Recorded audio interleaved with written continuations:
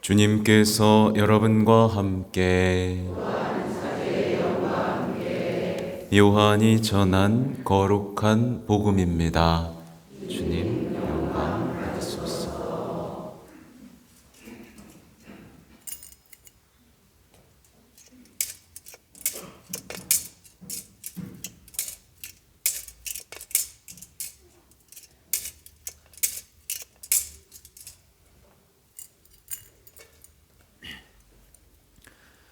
그때 예수님께서 니코데모에게 말씀하셨다.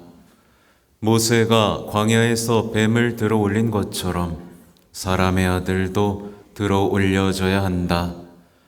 믿는 사람은 누구나 사람의 아들 안에서 영원한 생명을 얻게 하려는 것이다. 하느님께서는 세상을 너무나 사랑하신 나머지 외아들을 내주시어 그를 믿는 사람은 누구나 멸망하지 않고 영원한 생명을 얻게 하셨다. 하느님께서 아들을 세상에 보내신 것은 세상을 심판하시려는 것이 아니라 세상이 아들을 통하여 구원을 받게 하시려는 것이다. 아들을 믿는 사람은 심판을 받지 않는다. 그러나 믿지 않는 자는 이미 심판을 받았다. 하느님의 외아들의 이름을 믿지 않았기 때문이다. 그 심판은 이러하다. 빛이 이 세상에 왔지만 사람들은 빛보다 어둠을 더 사랑하였다. 그들이 하는 일이 악하였기 때문이다.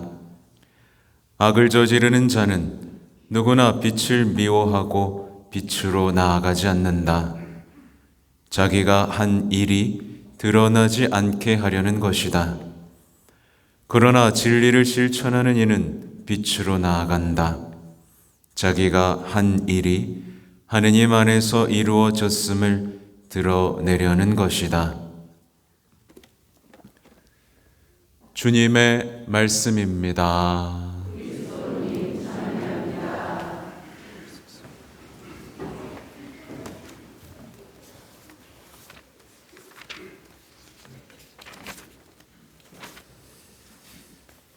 전미 예수님. 네, 오늘은 장미주일, 또 기쁨주일이라고 하죠. 왜냐하면 이제 입당 송에서 이제 즐거워하여라 예루살렘아 이런 표현이 있잖아요. 그래서 오늘의 이제 독서와 복음에 흐르는 내용들은 다 우리가 기뻐해야 하는 이유를 설명하고 있다는 것. 네. 그래서 오늘 독서와 복음을 들으면서 환희가 떠오르지 않으면, 무덤덤하다면 조금 영적으로 아픈 상태라고 볼 수 있습니다. 그래서 오늘 또 화답송 불러주셨죠? 네. 내가 너를 생각하지 않는다면 내 혀가 입천장에 달라붙으리라. 이게 무슨 말이에요? 나는 너를 기억하고 끝까지 사랑할 것이다. 그러니 우리가 기쁘지 않을 수가 있습니까?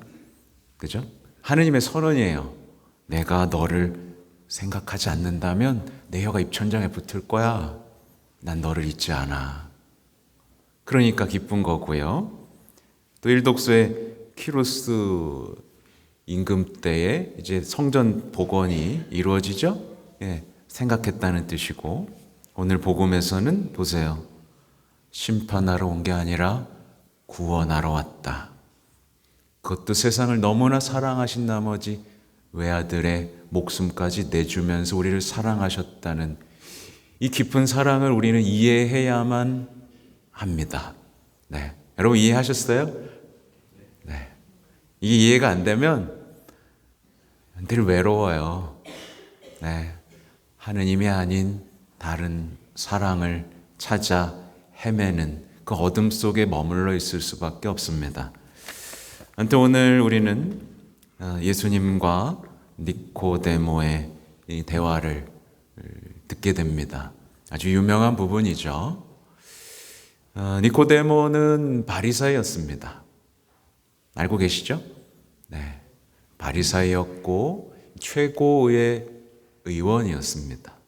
네, 유다인들에서도 가장 높은 유다인이었던 거죠. 그가 이제 밤에 예수님을 찾아오는 겁니다. 왜 그랬겠어요? 예수님이 메시아라고 생각했기 때문이겠죠. 메시아가 아니고서는 저럴 수가 없구나라는 걸 알아차리고 이제 밤에 찾아왔습니다. 그는 용기 있는 사람이었어요. 그리고 많이 혼이 납니다. 너는 그것도 모르냐? 막 혼이 납니다. 지도자고 가르치는 사람이면서 그것도 모르냐? 위로부터 태어나는 거, 물과 성령으로 태어나는 거, 이것도 이해를 못하냐? 그러고 네가 무슨 지도자냐?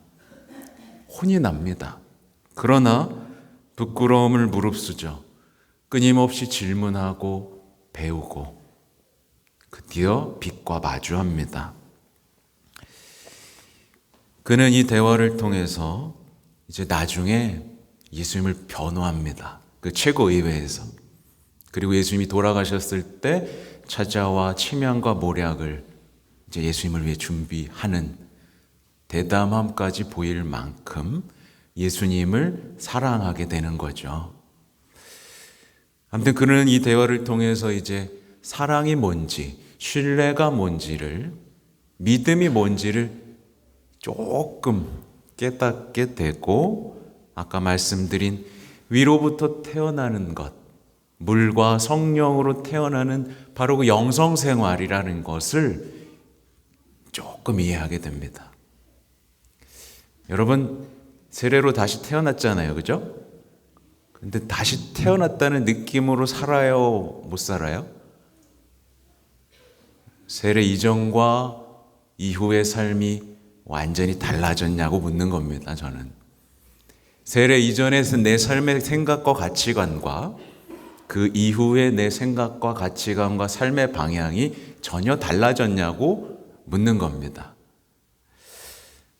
아무튼 그는 알고 있던 것, 또 믿고 있던 것, 막연하게 기대하고 있던 것, 스스로 잘하고 있다고 생각한 것, 이 모든 것이 틀렸다 라는 충격을 받게 되죠.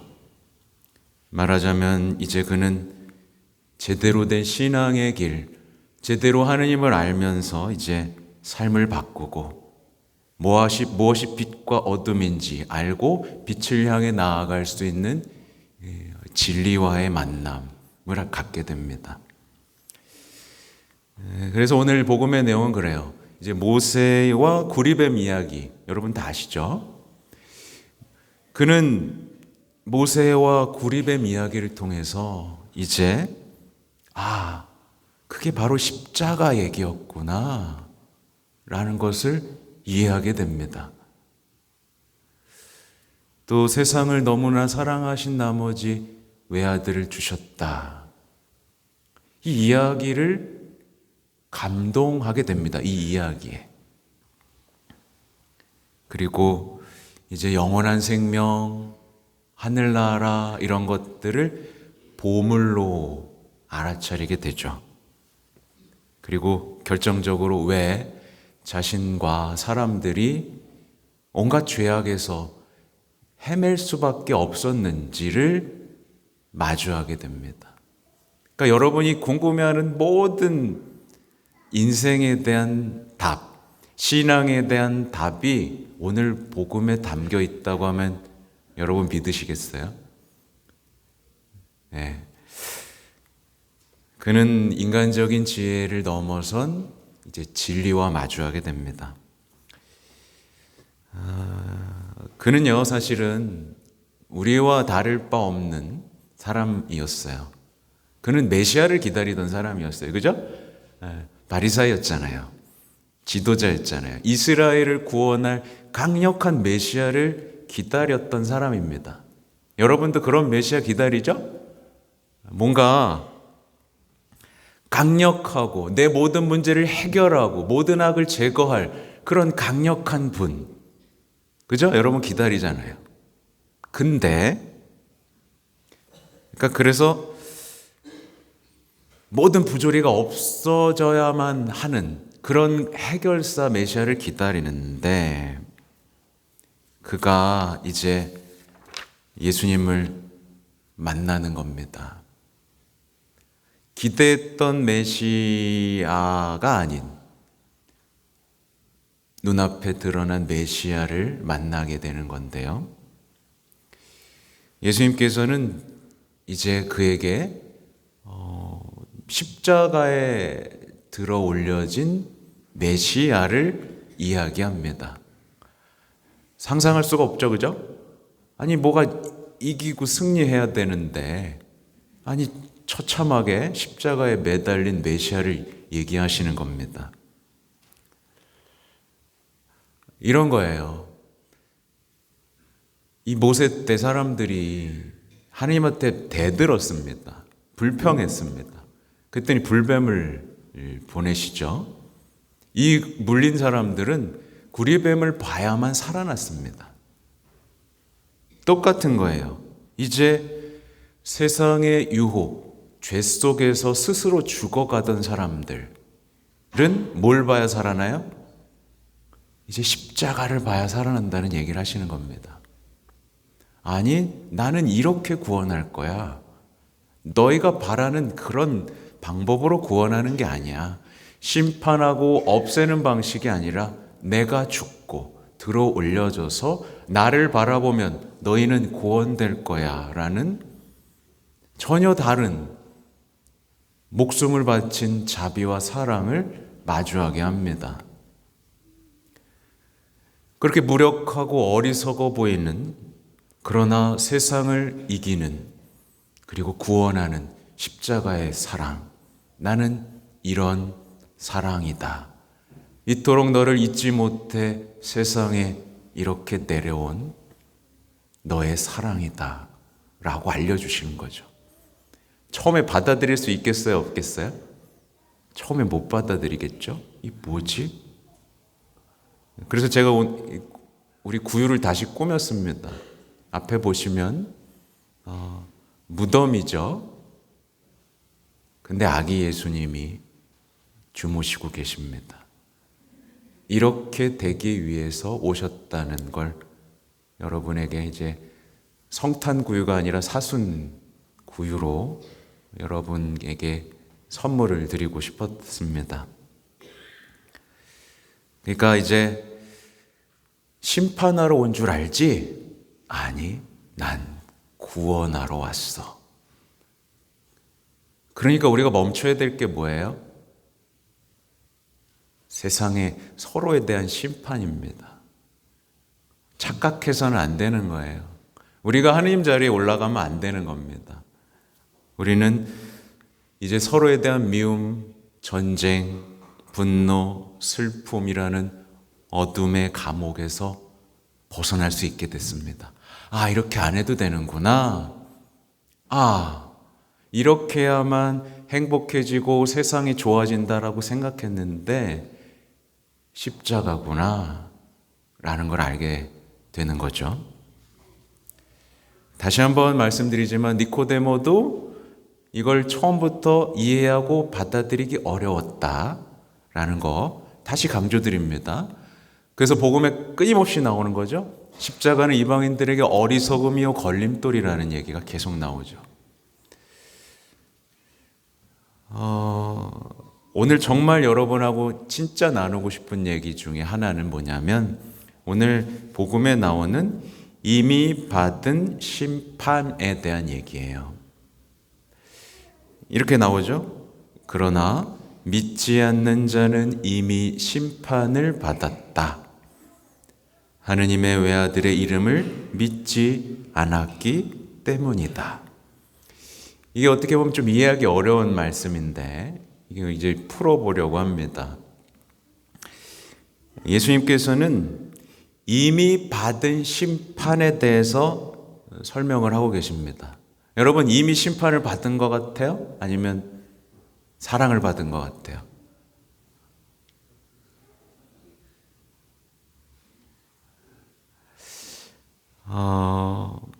이게 뭐냐면요. 선택 문제입니다. 빛으로 예수님이 오셨잖아요. 그죠? 빛으로 예수님이 오셨는데 예수님이 아니라 어둠, 죄 속에서 사는 삶을 선택한 이들은 이미 뭘 받았다? 이미 심판 속에 있는 거예요.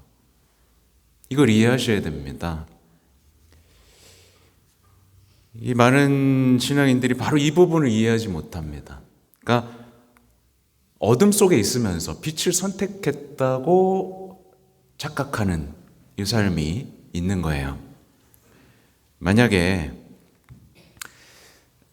자신이 사랑하는 것을 더 누리고 지키기 위해서 하느님을 찾은 사람이 있어요. 그러면 이 사람은 빛을 사랑했습니까? 어둠을 사랑했습니까? 다시 물어볼게요. 내가 사랑하는 것을 지키고 누리기 위해서 예수님을 찾아왔어요. 그럼 이 사람은 빛을 사랑한 거예요? 어둠을 사랑한 거예요? 이제 이해가 되시죠? 내가 사랑하는 어둠을 계속 누리고 싶어서 예수님을 찾아온 거예요.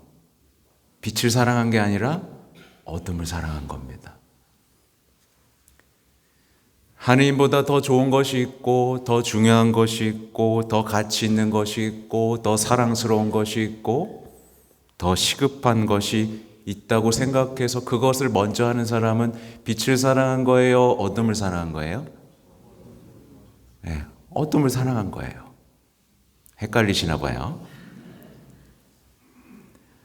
하느님은 사랑이시니까 내가 사랑하는 것에 몰두하는 것도 기뻐하실 거야 라고 하는 사람은 빛을 사랑한 거예요? 어둠을 사랑한 거예요? 어둠을 사랑한 거예요. 말하자면 빛을 사랑한 게 아니라 내가 어둠을 누리기 위해서 빛을 이용한 거예요. 그죠? 이해가 되시죠? 그런 사람이 당연히 어떻게 될까요? 빛을 향해 더 나아갈까요? 주님을 향해서 더 나아갈까요? 십자가를 향해 더 나아갈까요? 신앙의 신비를 향해 더 나아갈까요?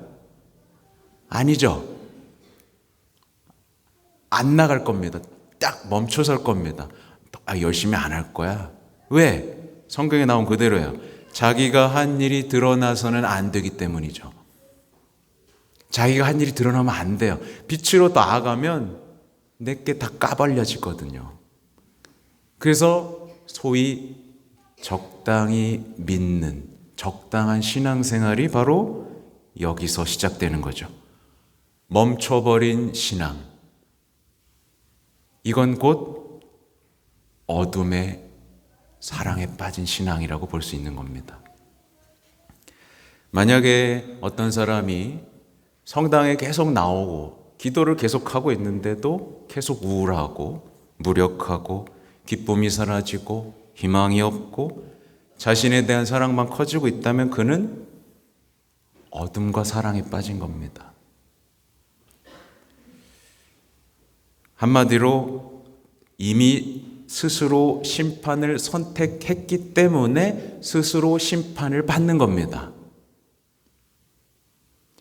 가장 좋은 것을 두고도 가장 나쁜 것을 사랑했기 때문에 불행을 겪는 겁니다.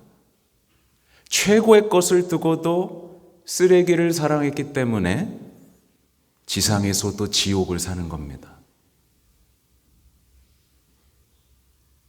다시 한번 말씀드릴게요. 스스로 심판을 선택했기 때문에 지금 지상에서도 스스로 심판을 사는 겁니다. 당연히 이 심판 속에 사는 사람은 끊임없이 타인도 심판하면서 살게 되겠죠. 그러면서 세상을 지옥으로 만들어 가겠죠. 좀 어려운 얘기긴 합니다. 그래서 겉으로 드러나 보이는 행복에 속지 마시길 저는 말씀드리고 싶은 게 뭐냐면 얼마나 많은 사람들이 어둠 속에서 허무, 우울에 시달리는데 이걸 벗어나기 위해서 뭐래요? 얼마나 많은 돈과 시간을 쏟아붓고 있습니까? 겉으로 막 행복해요.